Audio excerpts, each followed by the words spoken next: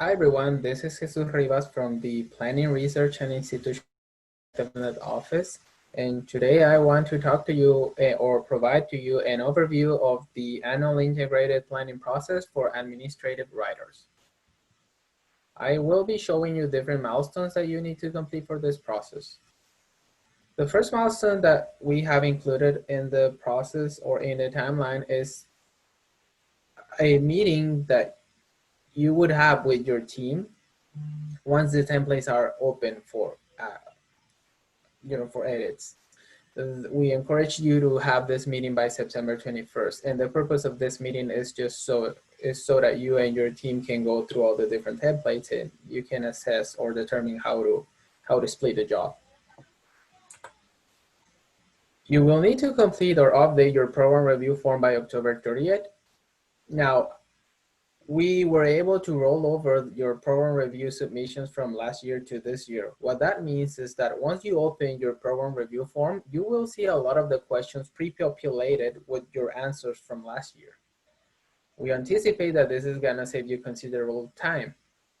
So you will update the answers in which you feel like you need to update, or perhaps you will decide to keep the answers from last year.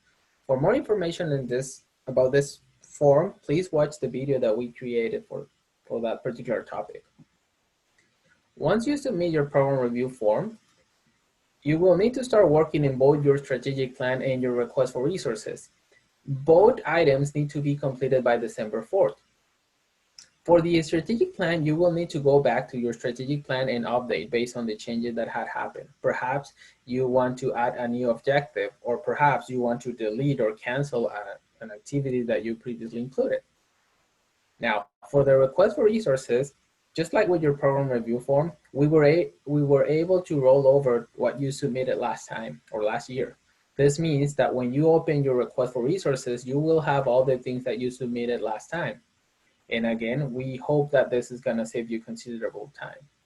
If last time, for example, you requested a project assistant position and you want to renew that position, or you want to request a renewal for the position, you will be able to just recycle the request that you created for last year. On the other side, if there's something that you requested last year, but you don't need it anymore, you can just go and delete it. You will just delete the request that you previously submitted. These two, strategic plan and request for resources, they need to be completed by December 4th. Once you do that, there will be a work group with people from different departments, including the business services office, the research office, the grant managers, and other team members. They will meet and start reviewing all the requests for resources. The reason why we do this, or the reason why this group does this, is because is to ensure that the requests for resources that are submitted to the committee have all the information that the committees, and by committees I mean the research committees, making sure that they have all the information that they need to assess or to review all the list of requests for resources.